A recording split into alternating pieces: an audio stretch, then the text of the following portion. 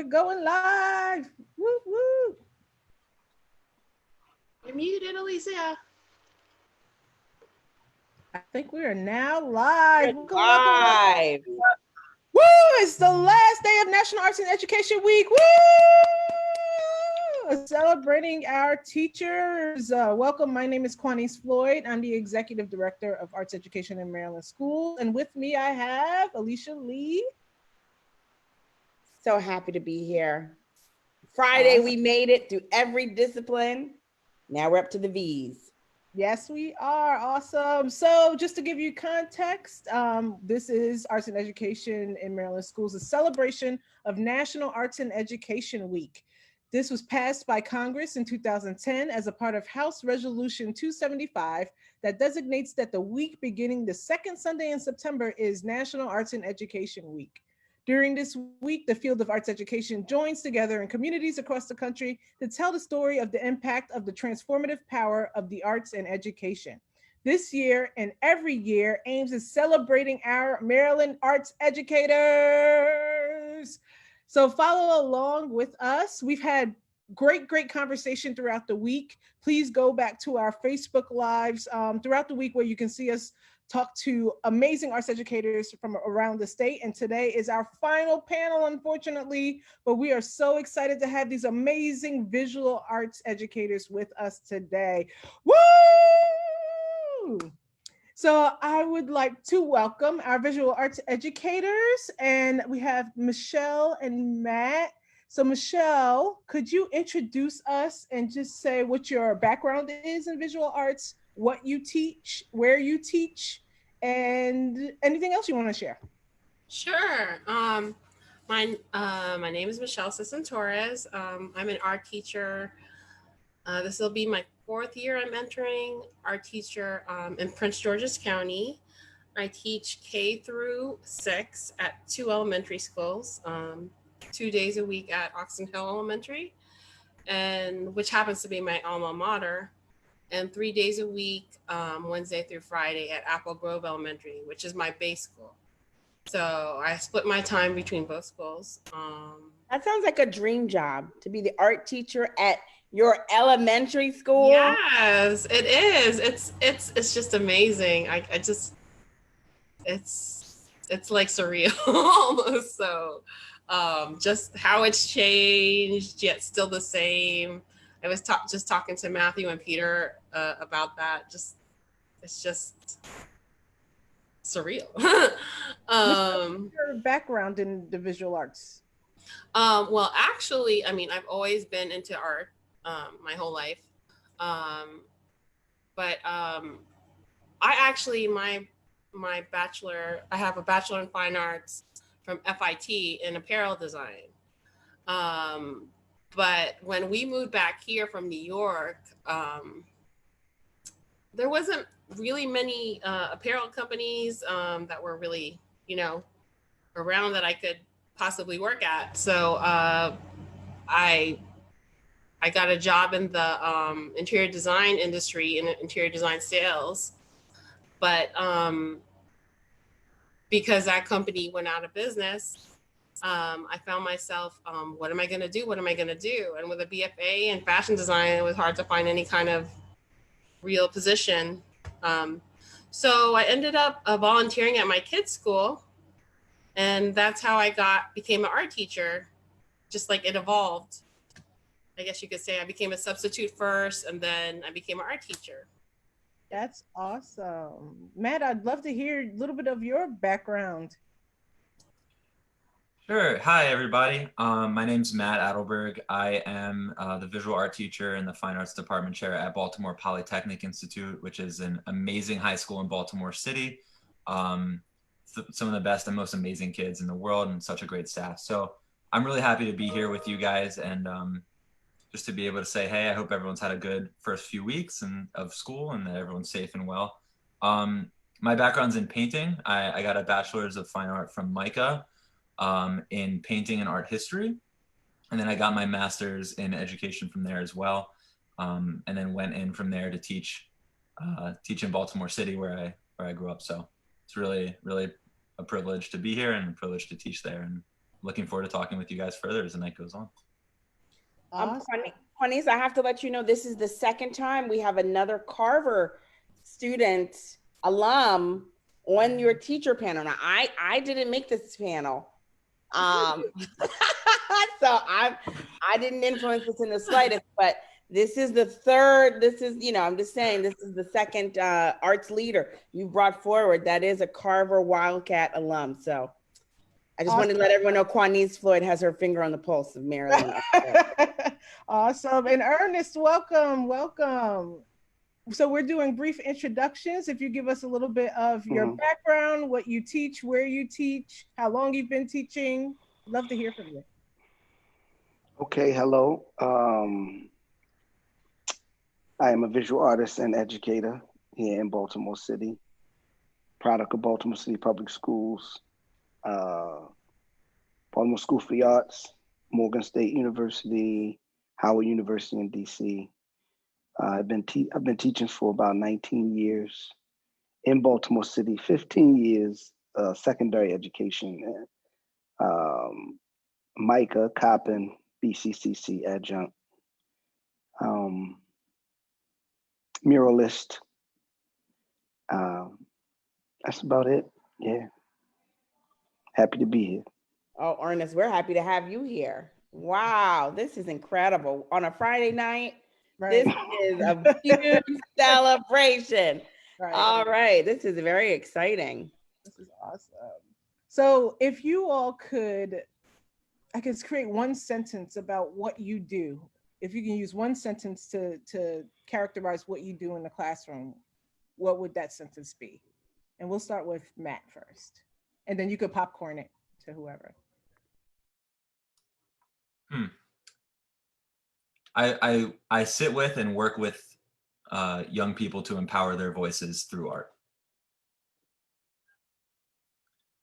I'm going to popcorn it to Ernest. And before I do, I just want to say it's awesome to sit on a panel with you. I was just showing some of my students your work today and talking about the importance of representation. So I just want to say that real quick. I'm going to pass it to Ernest. Yes. Thank you. Makes me feel a little old, but that's okay. No. I embrace it. I'm good with it. We show your work all the time, and Matt's too. Yeah. Period. But go ahead. I'm sorry, Ernest. Go ahead. No, you're good. So I didn't mention that I teach at Greece Street Academy. So that's where I am. I'm at Greece Street currently. But if I were to sum up what I do with students in the classroom, basically I use the visual arts primarily, and also fine arts in general, to validate the humanity of my students. And I'm going to popcorn it to, I don't know who, because I just Michele jumped is next. on. Thank you, Ernest. Michele, yes, thank you. Thank you, Ernest. I guess if I were to sum it up in one sentence, I'm trying to be a facilitator of creative expression for like our youngest artists, since I teach K through 6. Michele, I love that answer. Michele and I spent time together. And I learned it all from you, Alicia. Going to those PDs in the summer. God bless you. Michele and I spent a ton of hours together this summer. MSDE offered over 130 hours of free professional learning for arts educators, and Michele was there a lot, which is amazing. Yes, amazing. She was there enough that I know her, even though we've never been in the same space physically, right? Amazing, really cool. Well, what's so interesting about all of these answers is you guys didn't really talk about, skills and skill acquisition, or learning how to draw something, or learning about materials, or learning about specific artists. What you guys are talking about is about lifelong things, right? Like facilitation, so helping kids to collaborate together, helping kids to be critical thinkers, helping kids to empower themselves and amplify their own voices.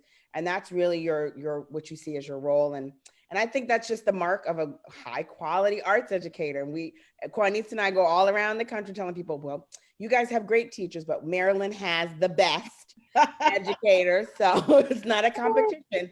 But if it was a competition, we won. That's what's very important. And so things like this, where when we ask educators in Maryland, what is your role here in this classroom? We don't hear, we still see the quality in the work, right? Matt shared some AP students' artwork this week on Facebook that blew my mind. So the quality of the work is still great, but we don't hear this, very antiquated methodology around skills acquisition. We see the skills acquisition being a pathway to self-exploration and actualization. So we just thank you so much for continuing to show that Quanice and I are telling the truth when we go around and brag about y'all. Yes. Awesome. So Michele, you talked a little bit about your background. And so I'm really interested. I know you talked about you being in the fashion world, interior designing. And so I would love to hear your background about like what was that pivot from that world into arts education? So I've always loved the arts since I was little, but I went to a science and tech high school, and it was kind of difficult for me because a lot of my friends we used to call them techies. I went to Oxon Hill High School, and that's like I guess one of the science and tech high schools in the county.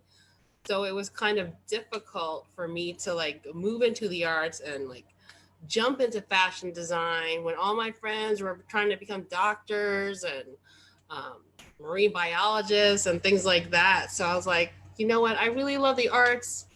I'm going to go with it, especially coming from a Filipino background, like everyone's like a freaking nurse or something. So I just culturally, so I was like, no, I want to do it. Of course, they made me, my parents had me live with my aunt, so she could keep an eye on me. When I went to FIT in New York, which is one of the supposedly one of the best apparel schools. But so I went to FIT. It was kind of hard because I came from like the suburbs of Prince George's County, and just like being thrust into like city life and commuting. That was difficult. But then, yeah, I did eventually work in the apparel industry, and I was more production and as well as design, like sourcing the fabrics and the trims and everything, helping with the putting together like spec sheets for our contractors, our different contractors. So I have a deep appreciation of like the business side of things. And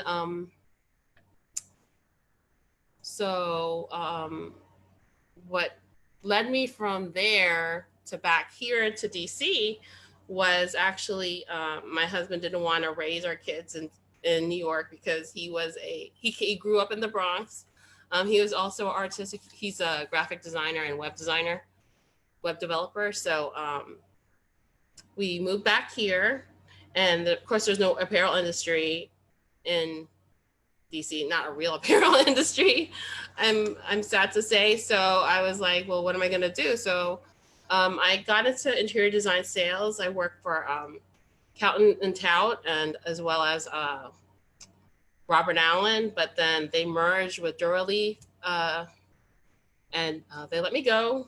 They laid me off, unfortunately. And I was like, what am I gonna do with this useless fashion design BFA? Like, I was looking for jobs in different related artistic fields, and it was just like impossible for 6 months. And then the unemployment was running out. I was volunteering more at my kids' school, and my second graders, my then second graders, homeroom teacher at the time said, you have such a good way with the kids. Why don't you try teaching? And I was like, what? So I was like, okay, well, you know what? The unemployment's gonna run out. Let me try substituting. So I did that.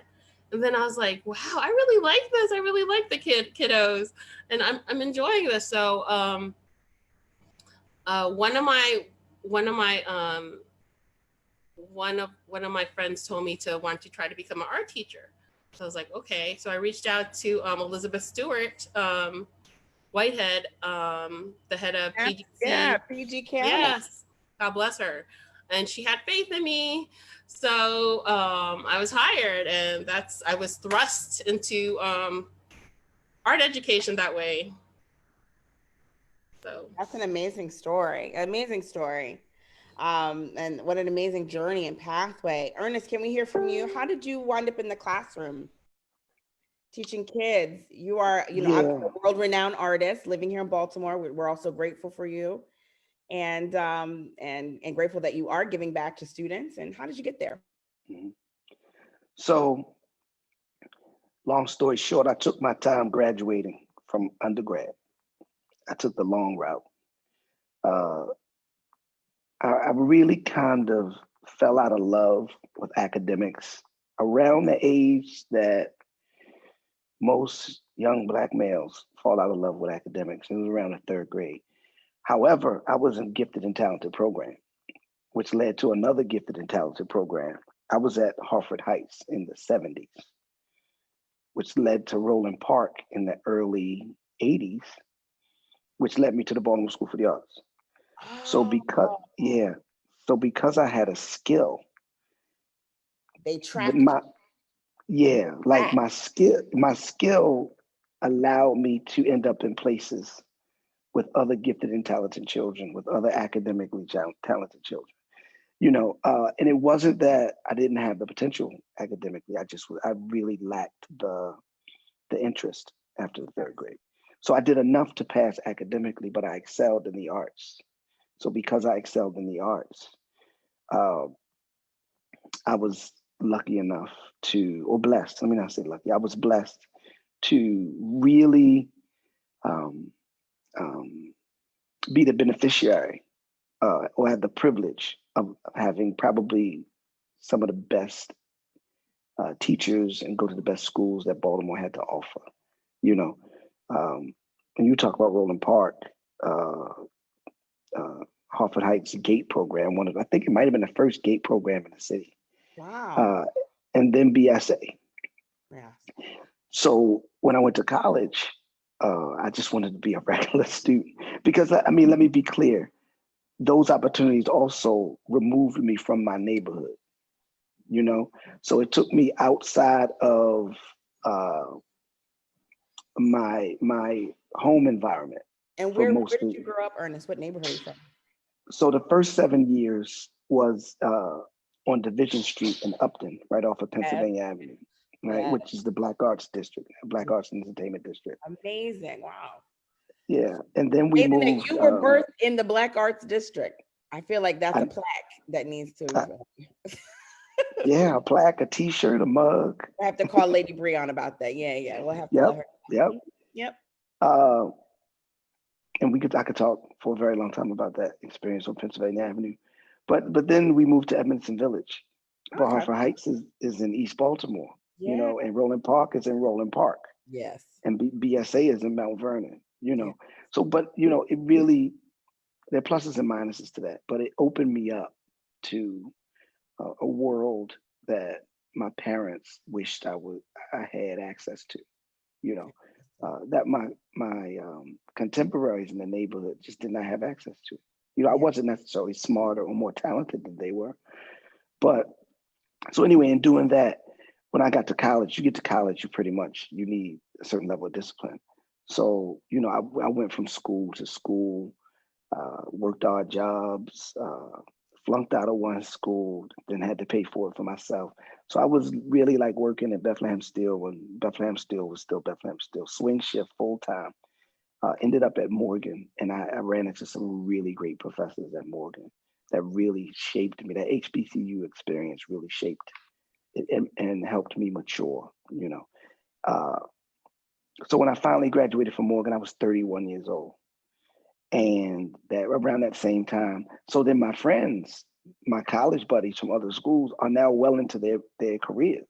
Right. And I had a friend in Donnie Bushrod, special educator at North Avenue. And he, Walbrook High School, when it used to be in Walbrook Junction, when it was a Walbrook High School, needed an art teacher. And he said, Ernest, I know you're great with children. Why don't you think about teaching? And it literally was walking distance from where I grew up in Emerson Village, just around Hilton Street. So my first experience teaching, I was teaching some of the children of the people I grew up with. Oh my goodness. You know, so I really was not far from my neighborhood, and I had the pleasure of beginning my education under Andre Bunley. So it was baptism by fire, but I wouldn't have it any other way. You guys are throwing out all the big names. I mean, that's really, really what an incredible story. And you know, Matthew Adelberg is also from Baltimore City. Yes, he went to Carver. And so, Matt, will you tell us about your journey into classroom? We just heard Ernest's incredible tale, and it's very much a Baltimore City tale. Yeah, and I bet you yours is too. Yeah, so I actually never really did art much as a kid, truthfully. It's kind of roundabout, but to start about how I kind of got into it. So I grew up in and around Baltimore my entire life. And, we ask kids to go deep all the time, so we're just going to lean into it. So my dad went to jail when I was 12, right? And, growing up, we didn't always have a lot of money, and things weren't always great. And there was a lot of violence, especially at home when my dad was around. And I think because of that, school never worked for me, right? Similar to Ernest, I was sharing earlier, I got in third grade, was getting into all sorts of trouble, not a good student, not engaged in school.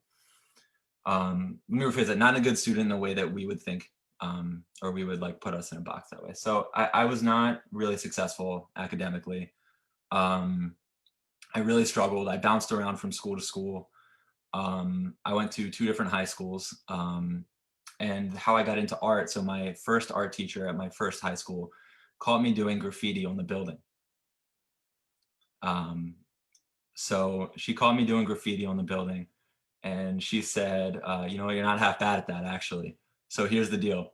And keep in mind, I didn't have money, and my mom was working 2 or 3 jobs at the time. Like, she's an all-star. And the teacher basically said, like, look, I'm not going to lie to you, it's pretty good, but you can't be doing that. So I'm going to call the cops, and we'll get Miss Garbarino, who was the principal at the time, involved.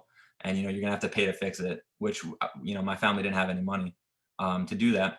Or you're going to do some extra work in my class. And I said, all right, bet, I'm doing the extra work, right? For sure, I'm going to do the extra work. So I started doing the extra work, right? And what happened was, in doing that, I realized that I was more than like, my dad's kid, right? And my dad was this really violent, not good guy who went to jail. And I suddenly had an identity that wasn't that, right? Where I could make something and people could see something in me that was like more than that.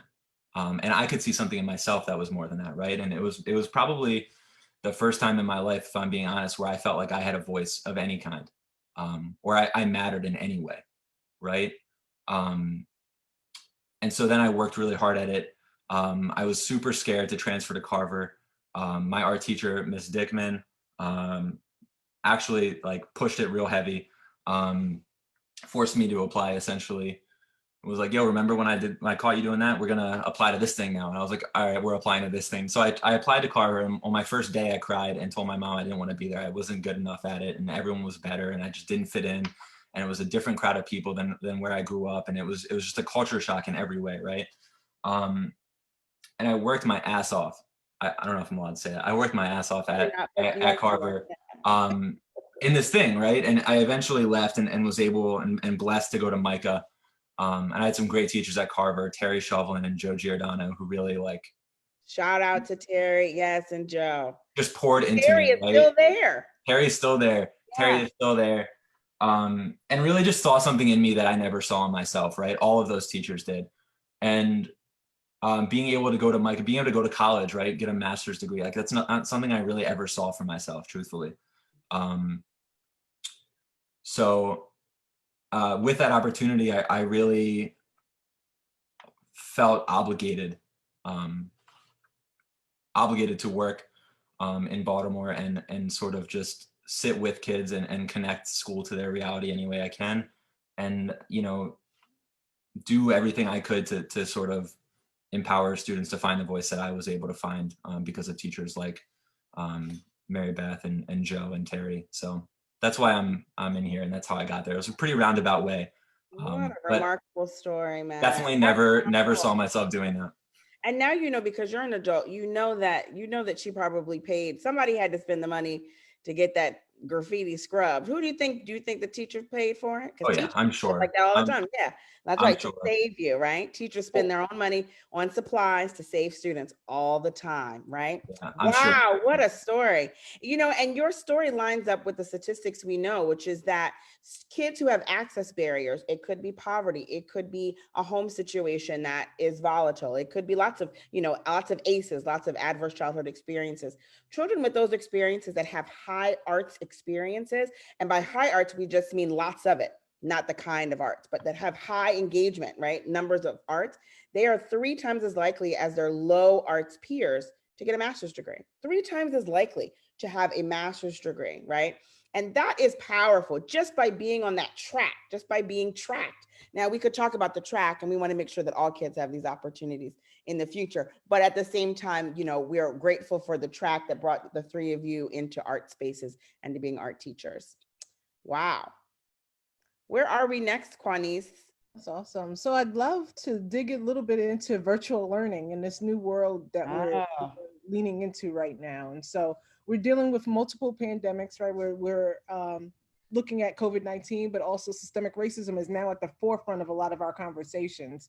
And so I'm really interested in learning more of how you all are dealing with all of that with your students in a virtual setting. Ernest, if you want to go first, and then popcorn it. Sure. So we're in our we just ended our second week of virtual learning, and I have to say, what's going on now is very different than what we experienced in the spring. In that everything was brand new in the spring. You know, the district was just trying to figure out. Baltimore City Public Schools was trying to figure it out. Students weren't necessarily, and rightfully so, weren't necessarily invested. Teachers really didn't know what to do. I have to say though, there's some really good people in place in the fine arts department in Baltimore City Public Schools at district headquarters, because they created a curriculum that deals with social justice, which deals with systemic racism, which deals with helping students create counter narratives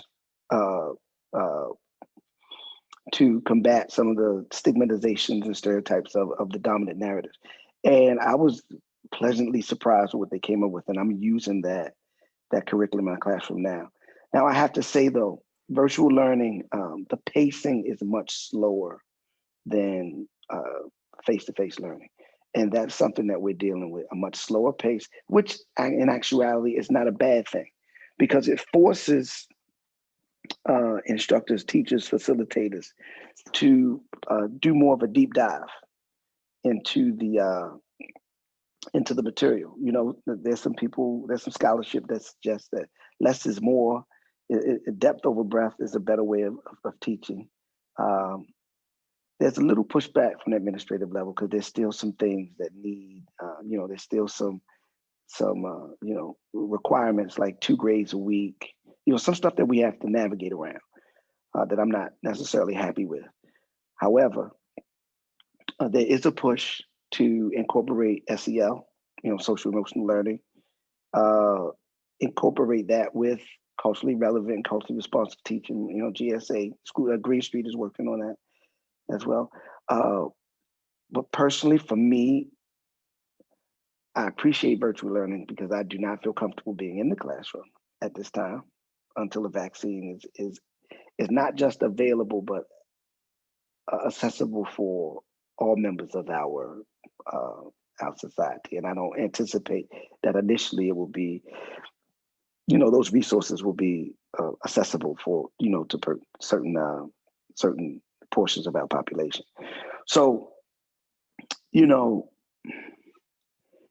the slow pacing of virtual learning has given me an opportunity to really focus on culturally relevant and culturally responsive teaching. It's given me the opportunity, coupled with the new curriculum, the new fine arts curriculum, to really address some of the things out in the open that I kind of was addressing sort of covertly prior, as part of my curriculum, prior to the pandemic. And to be fully transparent, I'm talking about systemic racism. I'm talking about anti-Blackness.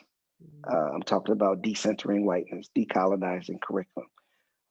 Those have been parts of my practice for over a decade, but now I get to really do it with the stamp of approval from the district office. You know what I mean?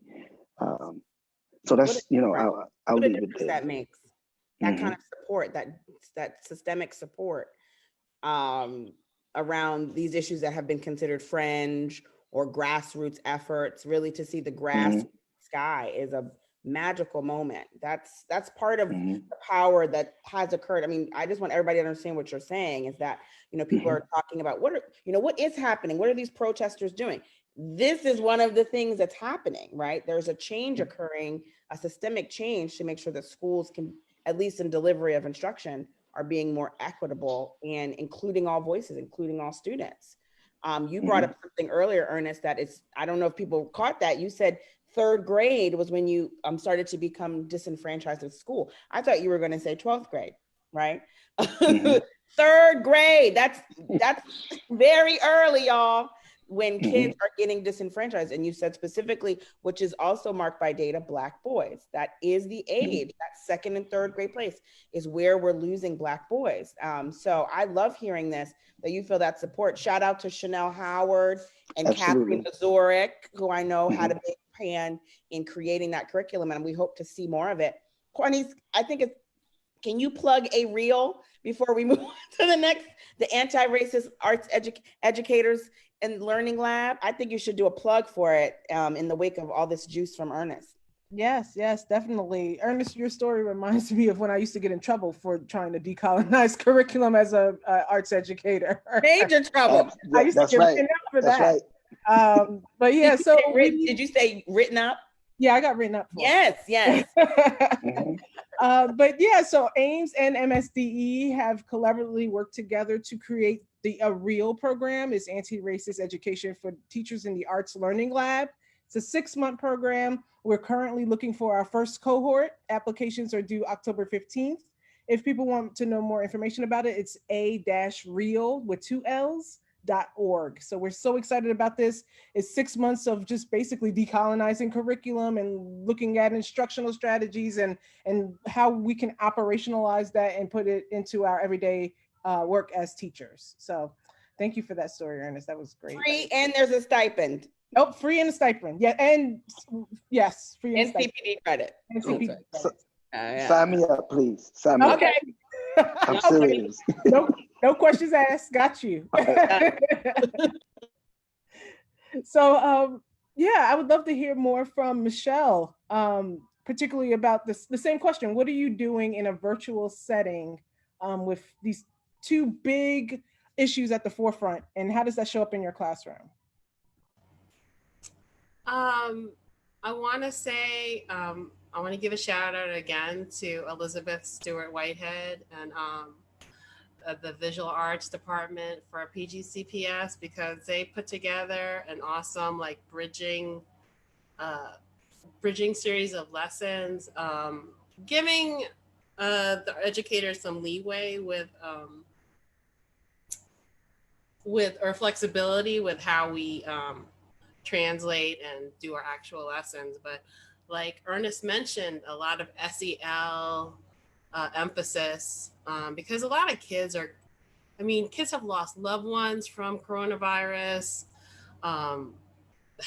Some of them have had, I'm sure there's a few that have had issues with parents being wrongfully incarcerated over things such as a minor drug offense. So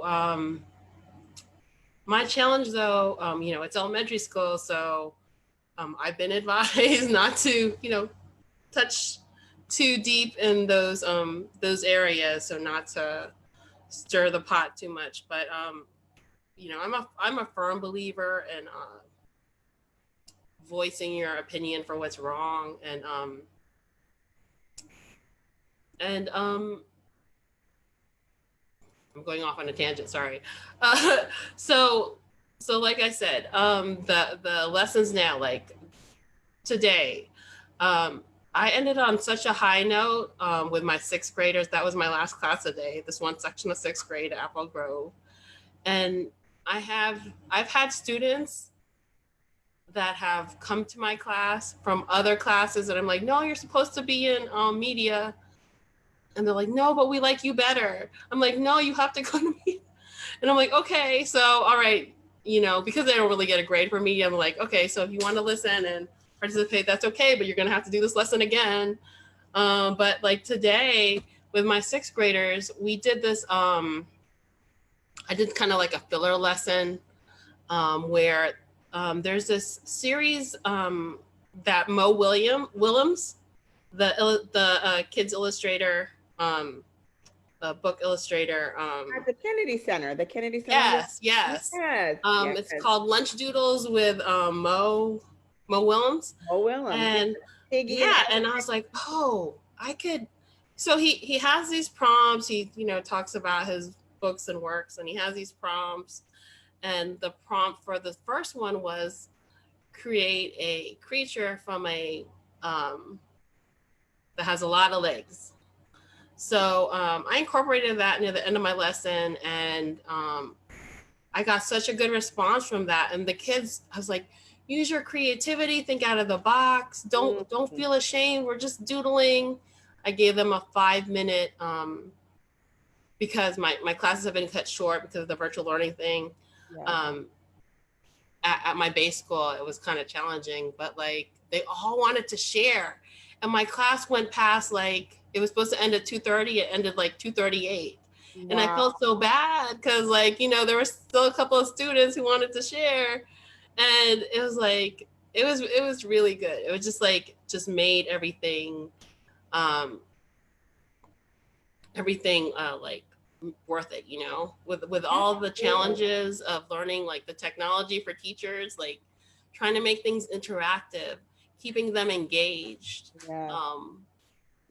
That's so much. That's so relevant in what we have to do for these kids. So that's wonderful, Michele. What I'm hearing you say too is that engagement with some of our community arts partners, right? Bringing in that outside content. We've heard a lot of teachers talk about bringing in guests, bringing in a arts resource like the Kennedy Center, right? Yes. Taking virtual field trips. Our friend Kimberly Brown was talking about going to Paris and Milan with her students through Google, right?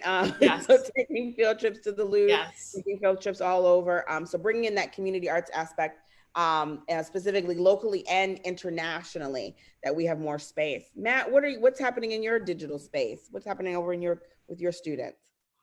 Yeah, I first want to just say, Ernest, bro, hearing you talk about the curriculum and the way that you're feeling about it, shout out to Chanel and Jess Chambers and Lynette Rogers and Kathleen. I've looked up to you as an artist for most of my life, and I actually got to write that curriculum over the summer, man. And hearing you talk about it, like, is a crazy. It's crazy. So I just wanted to say that, man. Like, that's a crazy experience. It's a crazy feeling for sure. So real quick, Jess sent it to me, right? Or at least she showed me where I could find it, right? And then I immediately read it, and I thought, who wrote this? Like, where are these people? Like, I felt like, were we kindred spirits? Because I have been waiting for this for like 15 years. You know what I mean? But anyway, thank you. I'm sorry. Let No, me go. I'm gonna dude, let you thank go ahead you. and speak. Thank you, man. It was a team effort, and again, shout out Chanel and Jess and Kathleen and Lynette and the visual arts leadership team there. But me and you, we got to link up, bro. What does it look like on our end? I think it looks like decentralizing power and listening to kids, right? And democratizing our voices, right? I think it looks like disrupting single stories and saying like, hey, where are you, right? I think too often in education, and especially in education in urban settings, it comes with teachers that are prescribing things onto students instead of working with them. And I think even, especially in this moment, even the most well-intentioned working for or about a student is still oppressive, right? And so it looks like us sitting really back as adults and saying, we need to really democratize these voices and decentralize the power that we're coming to the classroom with, right? And saying, I need to listen to you, right? You're the expert on your story. You're the expert on your community. You're the expert on your knowledge. You're the expert on what you need and how you need to learn, right? And my job is to sometimes just shut up and listen and work with you, right? And so I think really that's the short answer of what it looks like. It's just really working with students, with the keyword with, right? Paulo Freire in the book Pedagogy of the Oppressed says that transformative education isn't a teacher working for or about a student, but a teacher working with a student. So I think, especially with the duality of the pandemic that America has faced since its inception of racism and oppression, that it is more important now than ever for anyone in a position of any power to sit and to listen to those that they're privileged to work with. So. Wow. Talk about democracy and this process. You know, what's so fascinating is these answers to a better world are really not hard. This is not hard.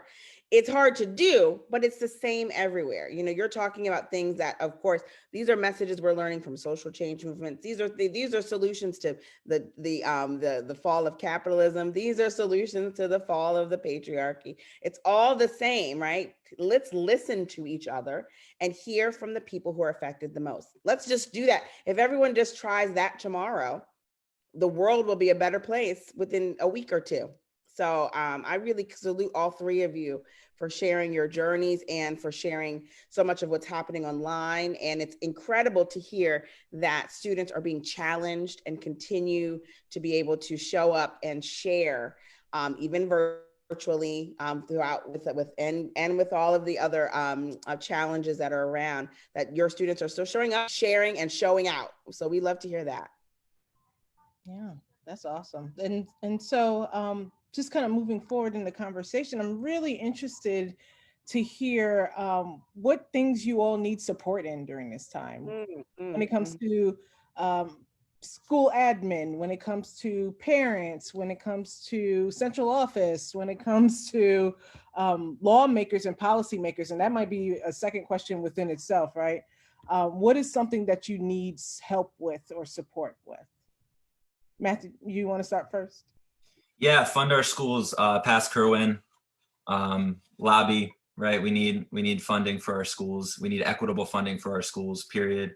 So, you know, support the blueprint for school success, anyone that's watching. So I think like that's the first thing, right? We need equitable funding for our schools, which we know Maryland hasn't had for a long time. So we need to pass the blueprint. We need to get equitable funding in our schools. Aside from that, I think we just need continued support for the arts, right? I think right now we understand the importance of art as a way to empower and to heal and to humanize each other. And the more that we can support that through policy, through action, the better.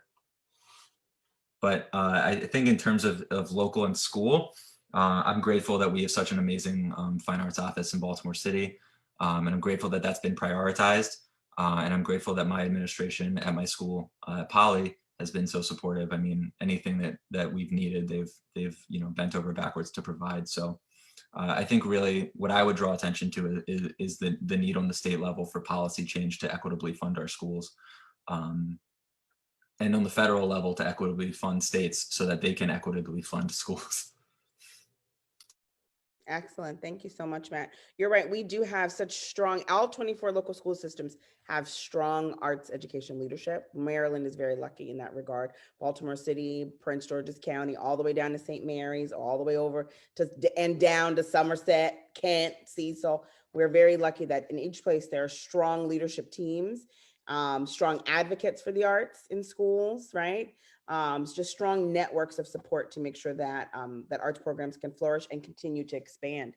Michele, what would be your request? What do you need? How can people help? And what might you say to a lawmaker? Funding for supplies.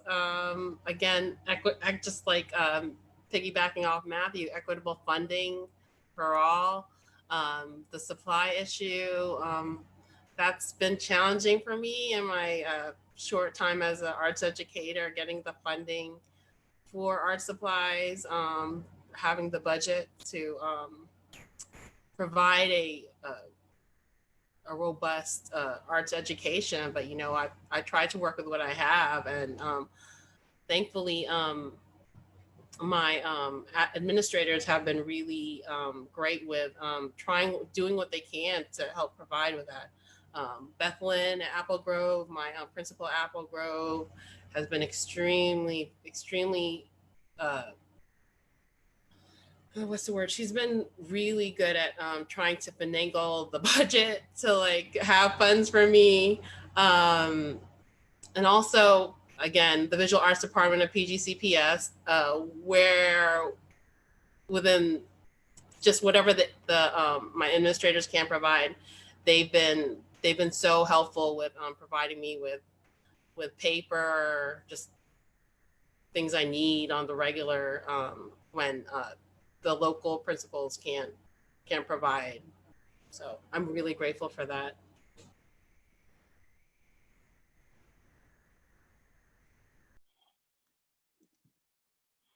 So should I just Yes, Mr. jump in? Okay, all right.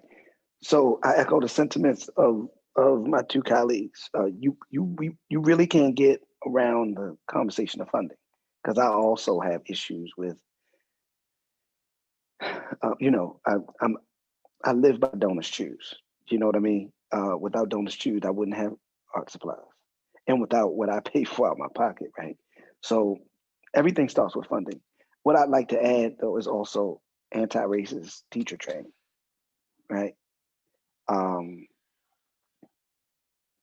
Anti-racist teacher training, anti-oppressive teacher training. So it's not just anti-racism, but all forms of oppression. And I think that specifically as an art teacher and for the arts, I think that it's important that I would like to be seen as more than a resource teacher. Because I think there's scholarship that suggests that the certain percentage of children that are proficient in the arts are also proficient in academic classes, right? And then the few that are proficient in the arts that are not proficient in the academic classes have found something that they're proficient in, and that's my life story, really. So recognizing that art teachers and fine art departments are not simply resource teachers, decolonizing curriculum and teacher training. That's all I'd like to add to that. That's fantastic. We can't do all of those, but we can do the real.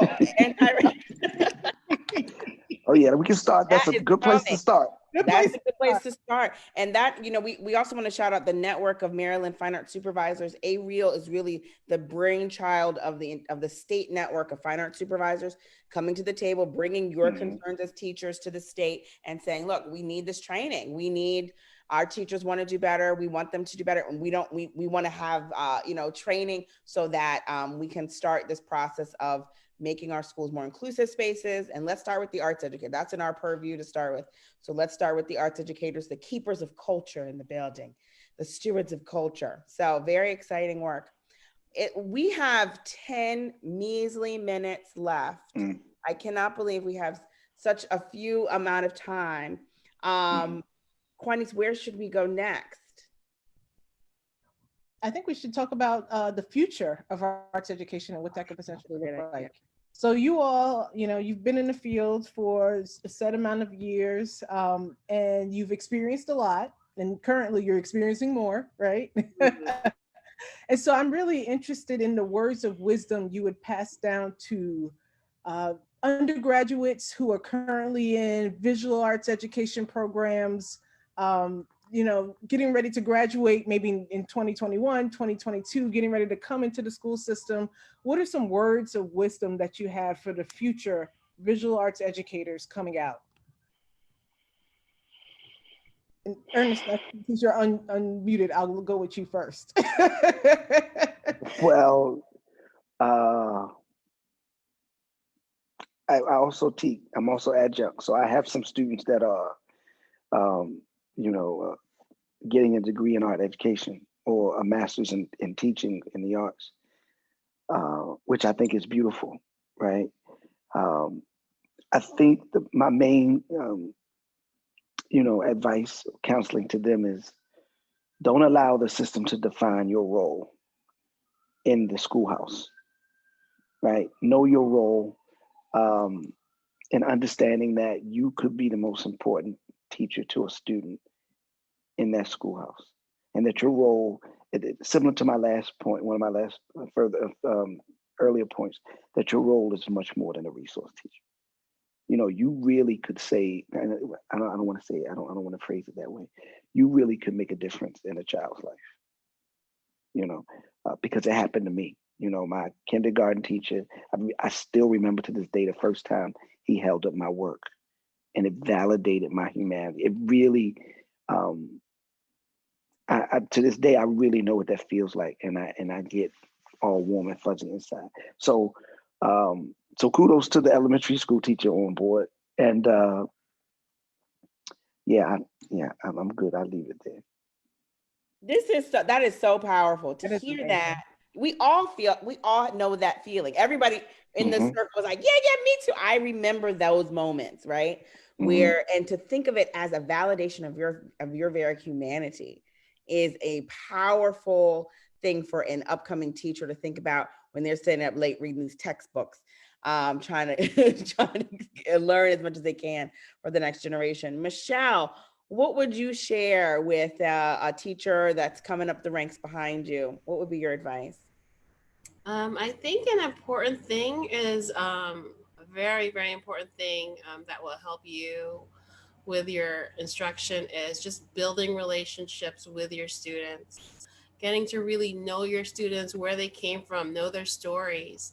I think kids can sense if you're not really sincere and you're just like going through the motions, but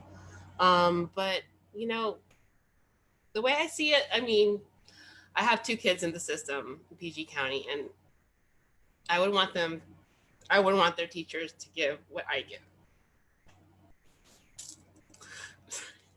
I look at it that way. We all gonna be on here crying in a minute. Right, I know you about to. Yes. Fabulous. Thank you so much, Michele. Teachers give so much. I come from a long line of teachers, and I grew up seeing the background, right? Just seeing how much teachers bring home about their students, how much they give out, resources that they have for them and their families that they share with their students. Every teacher I know works hard. I never will allow anybody to say anything negative about a teacher in front of me, but teachers work so hard because they see the value in how they are touching the future. We owe everything to teachers. To hear a person talk about a kindergarten moment, and for us all to say, yeah, I had that too. We see the pure power. Remember something about your dentist real quick and see what happens. No offense. So, Matt, will you share with us your advice for upcoming teachers? Yeah, I think that my advice to upcoming teachers would be to remember the role of education, right? I think that education can either oppress or it can liberate, right? It's often not in between, right? And so just to remember that responsibility to sit with and listen with and be with communities. I think is really essential. Because I think that's really where the work happens, right? And so there's an immense responsibility there, right? Because we're accountable to these children and these people's children, other people's children. We're accountable to them. And I know that we have got evaluations and we've got paperwork and we have SLOs and we have all of this, but what we're actually responsible to and who we're actually accountable to are these people that we get to work with every day. And so just to center that and center them at the work at all times. And remember, Bell Hooks said it, right? Education is either oppressive or a practice of liberation. And speaking about relationships, I was talking with Dr. Lisa Williams, who does the equity work for Baltimore County. So shout out to her, she's amazing. And one of the people that works with her, Dominic, and he told me in a conversation yesterday, 2 days ago, change happens at the speed of trust, but social change happens at the speed of relationships. So be sure to build those relationships. And that's a platform for real social change that we so desperately need right now in our society. That's fantastic. I can't wait to see these incredibly dynamic relationships we're going to build with our cohort of 24 arts educators from all across the state of Maryland who are coming together with a strong commitment for anti-racism. So apply for AREAL. The applications close on the 15th. There's an information session on the 23rd of next week. We open the applications on Wednesday of this week. We've already gotten 5 or 6 applications in 2 days. So apply, and we hope to go on this journey with you all. This has been incredible to hear about your journeys, about your past, about your present, and for you to give some words to the future. This has been a really strong way to end our National Arts Education Week. Woo! And we just want to say thank you on behalf of the families, the students, the community in Maryland. We want to thank you, arts educators, for the amazing work that you do every single day with our students. Thank you all. I just want to give it up for y'all. Snap and a twist.